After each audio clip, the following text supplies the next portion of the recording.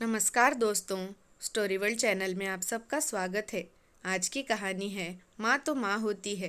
कहानी को पूरा सुने, अच्छी लगे तो लाइक, शेयर और चैनल को सब्सक्राइब कर दें। धन्यवाद। रचना अभी ऑफिस जाने के लिए तैयार हो ही रही थी, तभी उसका मोबाइल बज उठा। मोबाइल देखा तो रचना के पापा का फ़ोन था। रचना ने फ़ोन उठाया। उधर से घबराई हुई आवाज़ आई, बेटा तुम्हारी मम्मी की तबीयत ठीक नहीं, तुम आ जाओ।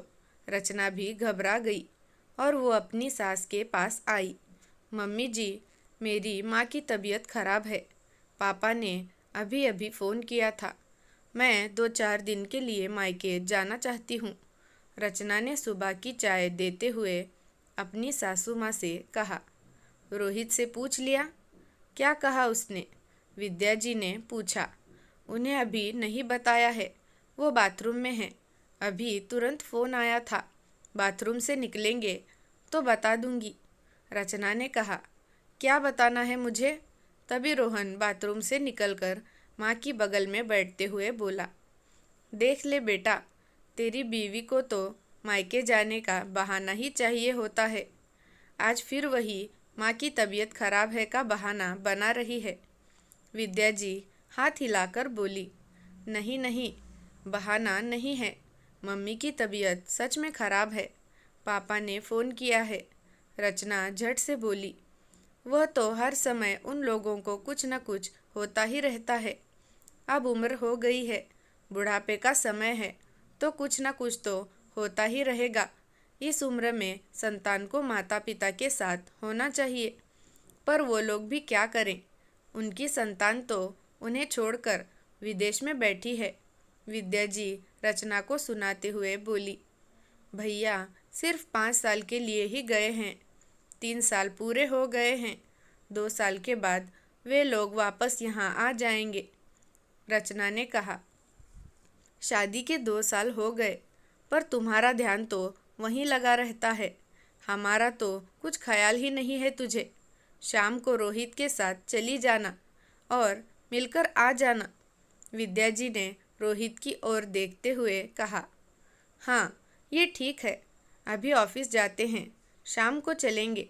रोहित ने भी सहमति जताई, लेकिन पापा कुछ घबराए हुए लग रहे थे।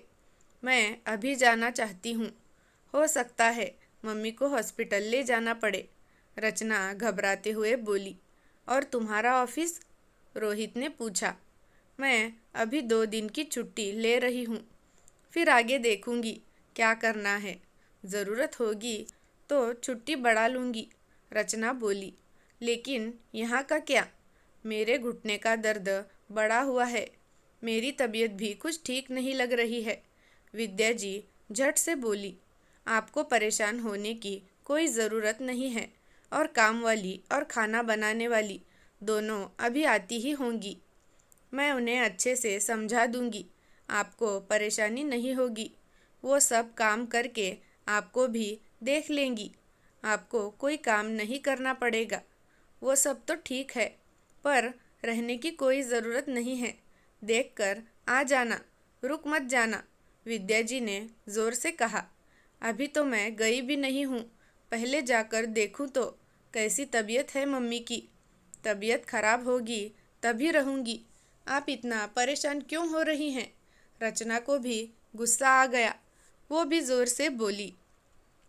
एक तो वो परेशान थी माँ की तबीयत को लेकर, और यहाँ इतनी बहस। रचना, ये क्या तरीका है माँ से बात करने का? रोहित बोला। मैंने ऐसा क्या कहा? रचना ने पूछा। अरे इसे कुछ मत कहो, ये नहीं समझेगी। अपने मायके वालों के आगे इसे कुछ दिखता ही नहीं। विद्या जी ने ताना मारा। मम्मी जी, आप भी तो माँ हैं, आपको कुछ होता है तो क्या हम आपको छोड़ देते हैं? रचना ने गुस्से में कहा। आपकी अच्छी तरह देखभाल करती हूँ ना, फिर अपनी माँ को क्यों छोड़ दूँ? रचना, रोहित गुस्से में बोला। ऐसा क्यों बोल रही हो? ये मेरी माँ है, इसका सदा सम्मान करो।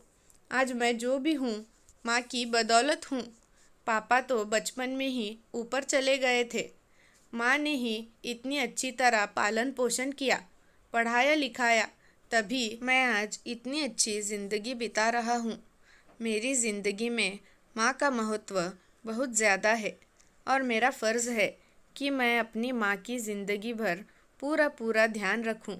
हम माँ के लिए जो भी करते हैं वो हमारा कर्तव्य है और मैं नहीं चाहता मेरी माँ को कोई भी दुख दे, और मैं जो भी करता हूँ उनकी संतान होने के नाते ही करता हूँ, कोई एहसान नहीं करता उन पर। तुम्हें भी हमेशा इस बात का ध्यान रखना है, समझ गई? रोहित गुस्से में उठकर खड़ा हो गया। कमरे में सन्नाटा सा छा गया था। अरे ये क्या समझेगी? मायके में संस्कार, व्यवहार, रिश्तों का महत्व सिखाया गया हो तभी ना। विद्या जी व्यंग से बोली। नहीं मम्मी जी, मैं सब समझ गई। पहले मैं कुछ दुविधा में थी, पर आप लोगों की बातें सुनकर मैं माँ का महत्व और संतान का माता पिता के प्रति फर्ज समझ गई हूँ। रचना एकदम शांत स्वर में बोली। रोहिन, मैं माँ के प्रति तुम्हारे विचार जानकर बहुत खुश हूँ, पर जो बातें तुमने अपनी माँ के लिए कहा वो सभी बातें मेरी माँ पर भी लागू होती हैं। मेरी माँ ने भी मेरे लिए वो सब किया है जो तुम्हारी माँ ने तुम्हारे लिए किया है। तुम्हारे मन में तुम्हारी माँ के प्रति जो भाव है, मेरे मन में मेरी माँ के प्रति भी वही भाव है। तुम्हारी माँ मेरी माँ में फ़र्क क्या है? माँ में भेदभाव क्यों? माँ तो माँ है, तुम्हारी हो या फिर मेरी। फिर उनके प्रति फ़र्ज़ निभाने में भेदभाव कैसा? रचना ने एक गहरी सांस ली। कमरे में सन्नाटा छा गया। तीनों चुप हो गए। थोड़ी देर बाद रचना बोली, मैं जा रही हूँ और जब मम्मी की तबीयत ठीक हो जाएगी तब आ जाऊँगी। आप लोग अपना ध्यान रखिएगा, कहते हुए कमरे से बाहर जाने लगी। रुको रचना, मैं भी तुम्हारे साथ चलता हूँ, रोहित ने कहा। माँ की ओर देखा। माँ ने भी सिर हिलाकर अपनी सहमति दे दी थी। घर का तनाव खत्म हो गया था। रोहित रचना के पीछे गया और रचना से माफ़ी मांगी।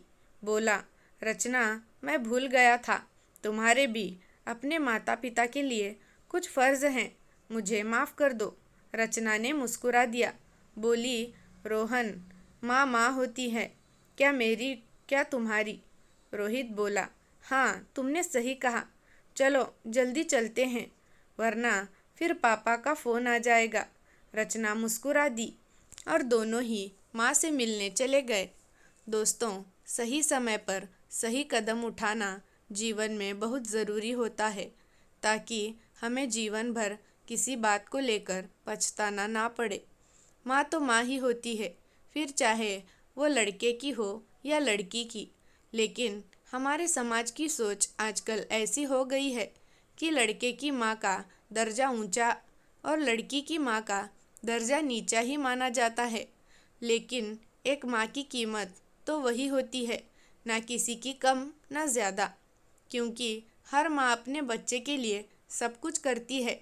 फिर उसकी औलाद एक बेटी हो या बेटा, तो हमारा भी फ़र्ज़ है कि माँ को भी हम वही दर्जा दें, ना कि उनमें भेदभाव करें। दोस्तों, कहानी कैसी लगी कमेंट करके ज़रूर बताना। धन्यवाद।